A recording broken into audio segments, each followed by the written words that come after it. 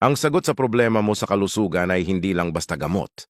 Ang tunay na sagot ay nasa iyong lifestyle, sa pagkain mo, sa tulog mo at sa emosyon mo.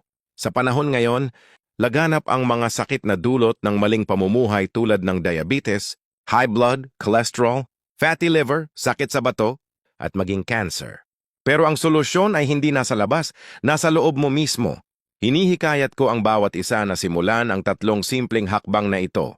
Sa paggawa nito, mapapabuti ang iyong kalusugan, pati na ang iyong gut health at pagdumi. Una, kumain ng 80-90% plant-based o mga tunay na pagkain sa iyong araw-araw na diet. Iwasan ang mga processed at pagkain galing sa pakete. Kapag mas maraming gulay at prutas ang kinakain mo, mas marami kang nakukuhang fiber na mahalaga para sa bituka, resistensya at pangkalahatang kalusugan. Ikalawa, iwasan ang mga produktong gatas. Ang gatas ngayon ay iba na kumpara noon at maaaring magdulot ng pamamaga sa katawan. Ang dairy products ay maaaring mag-contribute sa hormonal imbalance, acne, diabetes at sakit sa puso. Ikatlo, mag-practice ng 12 hours na intermittent fasting.